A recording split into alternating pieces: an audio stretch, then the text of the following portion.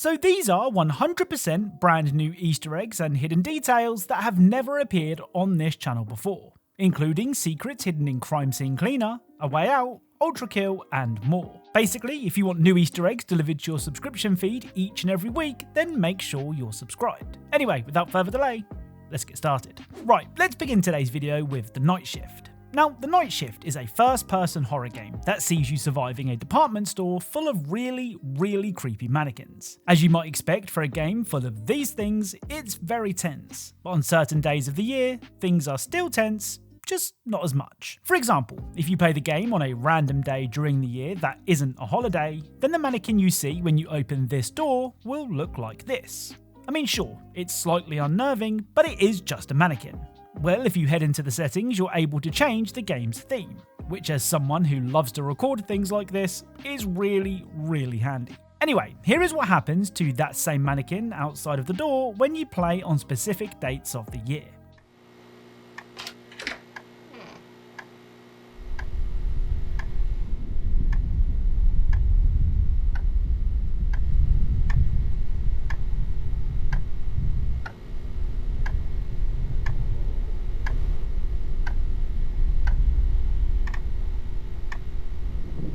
I mean, I didn't think mannequins could be any more creepier, but it turns out that putting a pumpkin on a mannequin's head is actually pretty terrifying. Now, I'm not gonna lie, I never expected Crime Scene Cleaner to be as good as it actually is. Don't get me wrong, I was interested in the game from the very beginning. I mean, I even covered the demo on this channel. But if you were to tell me that the game would still be getting free levels almost 2 years later, and those levels would be brilliant, I definitely wouldn't have believed you. Now, the latest update to the bloody clean 'em up includes a level set in a very expensive celebrity retreat.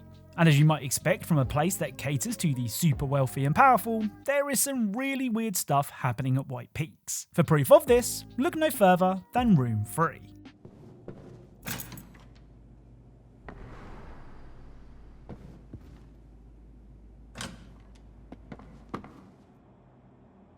So this is actually a reference to one of the strangest video game moments of all time. You see, this entire setup is a reference to the infamous unicorn lovemaking scene from The Witcher 3. Unfortunately, there is no sign of Yennefer in the room, which is a shame as I'm a big fan of her work, but Geralt can be found kneeling next to the horse, and I'd like to think that he's apologising for what happened. Also in the room, you can find a bathtub, which is a reference to the same tub that Geralt used in the opening of The Witcher 3.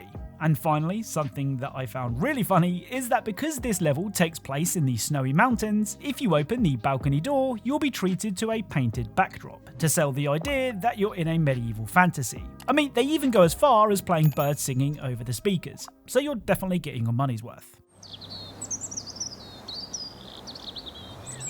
Next up, when exploring the first floor, you can find a famous treasure hunter who finally met his match. So this is a reference to Indiana Jones, who seemed to be trying to steal this skull before he met his end. The skull could be a nod to the 2008 Indiana Jones and the Kingdom of the Crystal Skull, or it could just be a skull. The final Easter egg that I've managed to find in the new levels is actually kind of hard to trigger. I mean, it was so hard that the devs even patched it to make it easier. During the Amber Alert level, you can put the bucket and mop down and play a game of darts. Now, like I said, this wasn't the easiest game in the world. I'm actually playing pre-patch in the footage that you're watching, but if you do win, you can find this.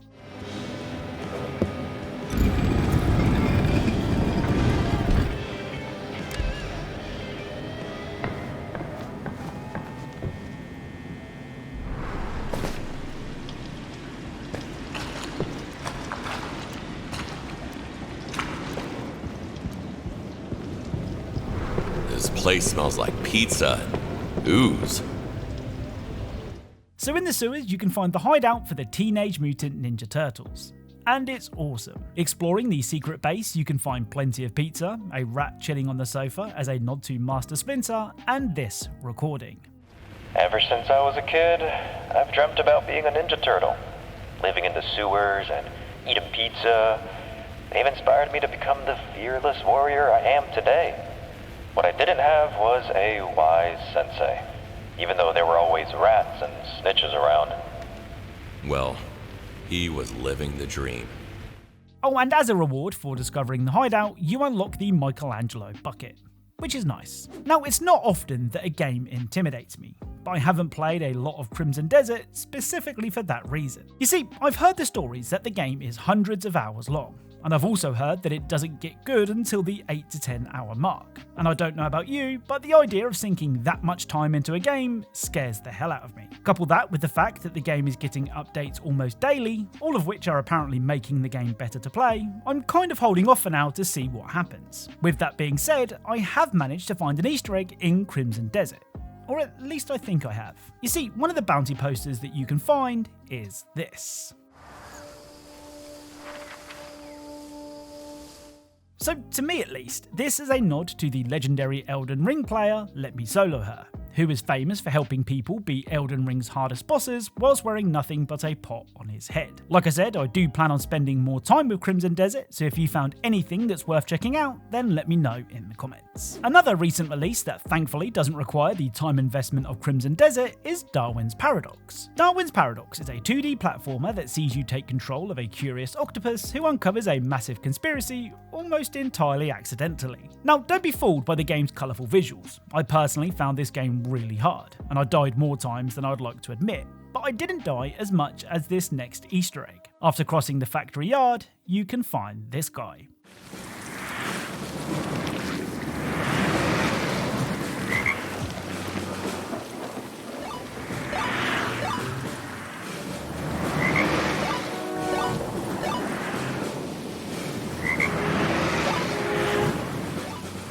So before crossing a very busy road, a green frog will jump its way towards the screen. This is a really cool reference to the Frogger series, which of course sees you dodging traffic whilst playing as a frog. Both Darwin's Paradox and Frogger were published by Konami, so it's a nice callback. Now, if I told you about a game that features a couple of criminals breaking out of prison and then doing whatever it takes to stay out of prison, you probably would think it was a very serious game.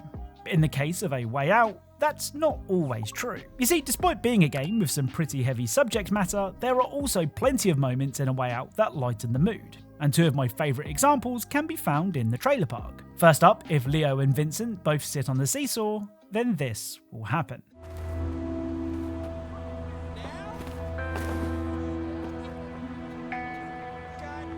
What the hell are we doing? I don't know. You sat down first. No, I didn't. Yeah, you did.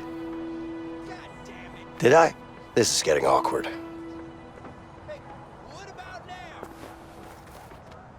Yeah, Vincent. Yeah, what? Nothing.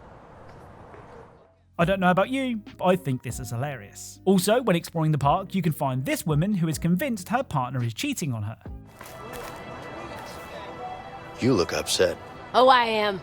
I'm waiting for my goddamn husband. I'm gonna beat his ass. Have you seen him? So why are you gonna beat his ass? He's been cheating on me, and nobody cheats on Martha. Are you absolutely sure he did that? Of course I'm sure. I can smell when people are cheating on me. That's quite a talent, ma'am.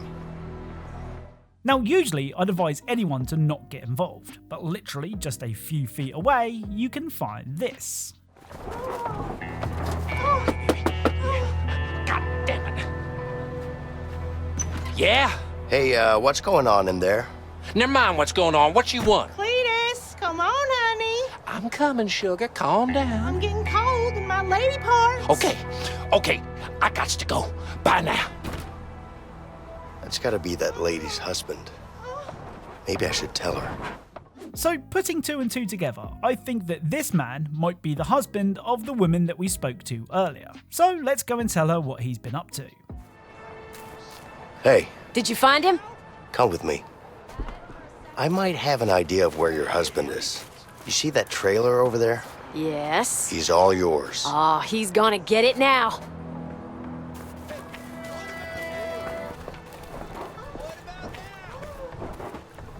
What the hell are you doing? Martha! Nobody cheats Well, it on ain't like Martha. that, honey.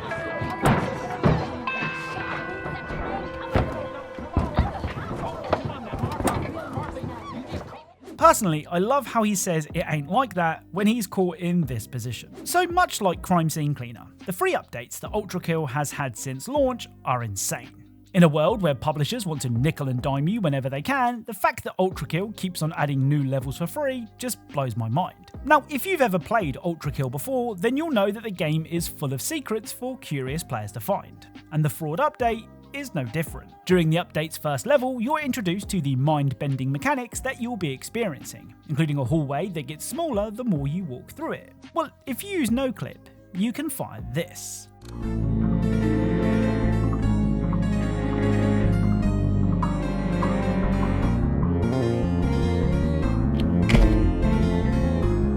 So this is Hikita's live reaction, part 2. And for those of you who don't know, Hikita is the creator of Ultrakill. Now, I'm not entirely sure if there's a backstory to Hikita's reaction, or if it's just a way for the developer to acknowledge your no-clipping ways. Next up, in level 8.2, if you again use no-clip, you can find this.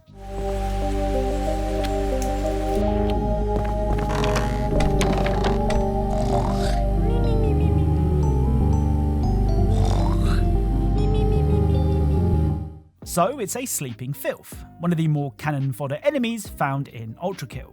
I mean, during my time with Ultrakill, I've probably massacred this guy's entire bloodline, so I'll just leave him here to rest. So High on Life 2 really is the gift that keeps on giving. I mean, the game is just full of random interactions and conversations that can be really easily missed. And I love things like that. Today's conversation can be found at the mall. One of the mall's cleaners is this guy. Would you like to hear my tale of triumph and defeat? So you'd like to hear my story? Well, here it is. I ran the world once. The entire world of Warcraft. I was the most famous gamer of all time.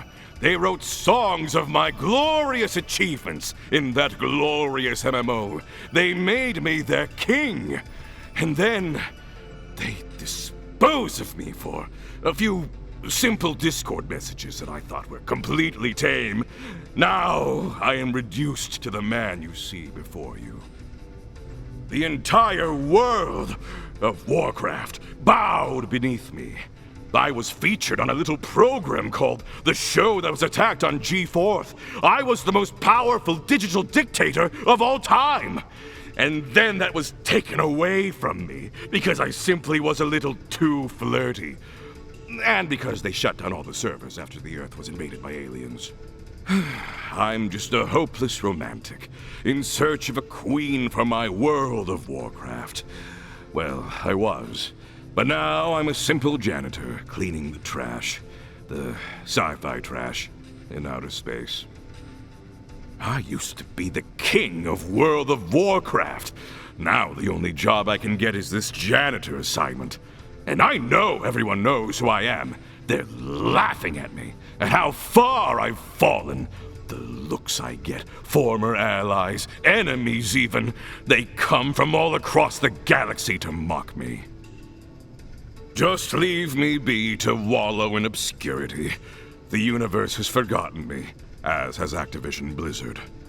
Now, I don't know if this person is a reference to someone. I mean, I've heard it could be a nod to Dr. Disrespect, but it could also be a nod at how many creators seem to send Discord messages to people they shouldn't be sending Discord messages to, if you know what I mean. So that's it. If you enjoyed this video, then a like is appreciated. If you're a fan of Easter eggs and secrets in games, then make sure you subscribe and turn notifications on so you never miss a video. Be sure to scan the QR code on screen now to get your gamer subs, even if you don't want to pay for them. And to be clear, I do get a small kickback if you do, but even if you don't want to pay, grab yourself some free samples on me. Anyway, as always, thank you all for watching, and I'll speak to you all soon.